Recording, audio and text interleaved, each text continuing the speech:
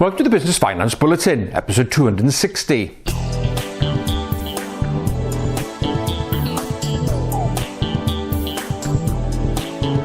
Welcome to the latest Business Finance Bulletin. With me, Rob Warlow from Business Loan Services, the commercial finance experts. In this bulletin, new voluntary code to refund victims of banking scams, crowdfunding platform Lendy falls into administration, and business confidence creeps up. Over the years, no doubt you've read and heard many stories of individuals and businesses which have fallen victim to various frauds and scams. Well, in today's day and age, the scams are still going on, and they're actually a little bit more sophisticated, especially with the rise of online banking. One such type of fraud is called the Authorised Push Payment fraud, or APP fraud. Now, how does this work? Well, you're sitting there, you receive a phone call or an email from a known business or a colleague or someone who's doing work for you, and they kind of trick you into sending money supposedly to their bank account. So you willingly send money only to find out later that the bank account you sent the money to actually belonged to the scammer and your money is gone. Now, up until now, the banks have said, this is not our problem. You authorised that payment. What's it got to do with us?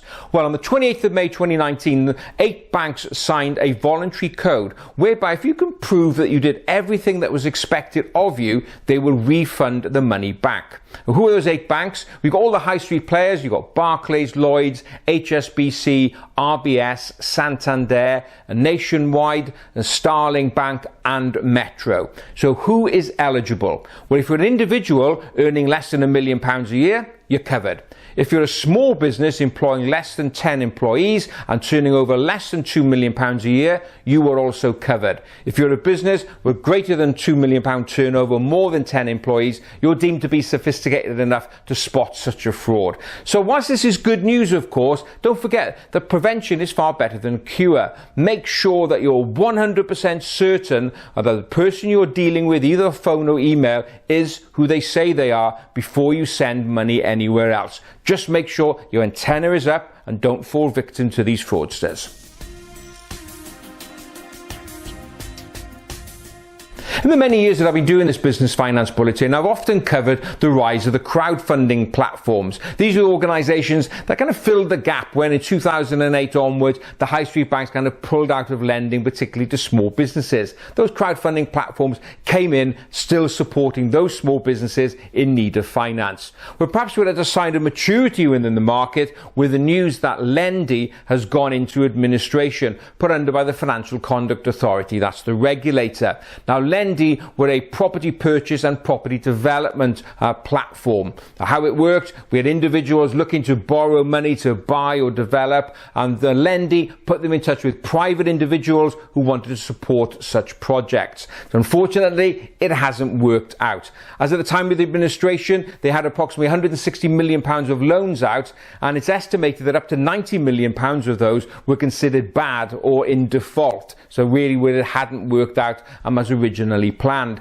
Investors, apparently they've got about £165 million sat in there, and it's going to take a while if they get anything or all of their money back. Now, if you are an investor or a borrower in there and you want to know exactly what's going on, the website is still up, and there the administrator will be posting regular updates. So all you have to do is go along to the website, which is Lendy, that's lendy.co.uk, and there you can get all of the updates. A salutary lesson, I guess, that all good things sometimes come to an end, but it'll be interesting to see what happens with the rest of the sector over the coming months and years.